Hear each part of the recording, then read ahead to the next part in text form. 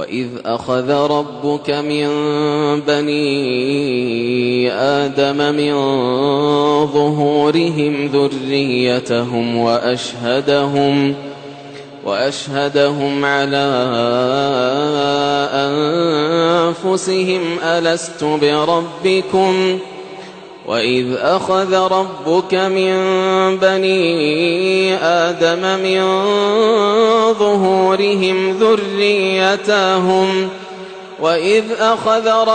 من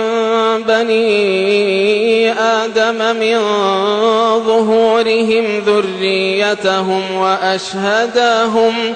وأشهدهم على أنفسهم ألست بربكم قالوا بلى شهدنا أن تقولوا يوم القيامة إنا كنا عن هذا غافلين أو تقولوا إنما أشرك آباؤنا من قبل وكنا ذرية من بعدهم أفتهلكنا بما فعل المبطلون وكذلك نفصل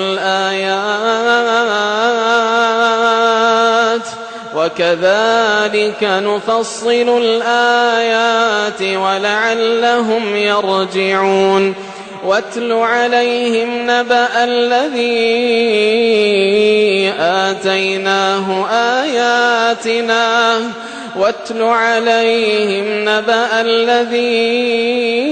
آتيناه آياتنا فانسلخ منها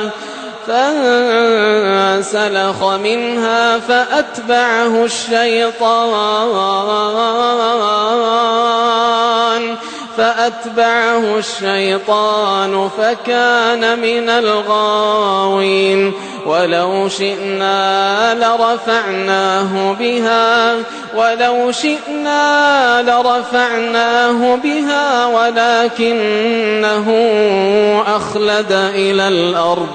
ولكنه أخلد إلى الأرض واتبع هواه ولو شئنا لرفعناه بها ولكنه أخلد إلى الأرض واتبع هواه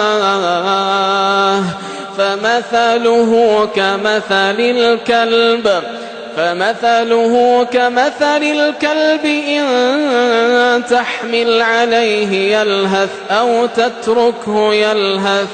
ذلك مثل القوم الذين كذبوا بآياتنا فاقصص القصص لعلهم يتفكرون ساء مثلا القوم الذين كذبوا بآياتنا وأنفسهم كانوا يظلمون من يهد الله فهو المهتدي ومن يضلل فأولئك هم الخاسرون ولقد ذرأنا لجهنم كثيرا من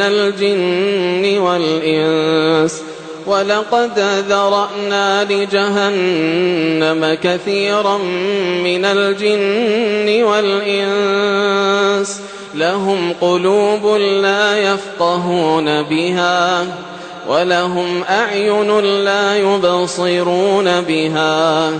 ولهم آذان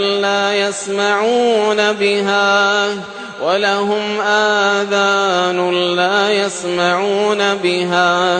أولئك كالأنعام بل هم أضل أولئك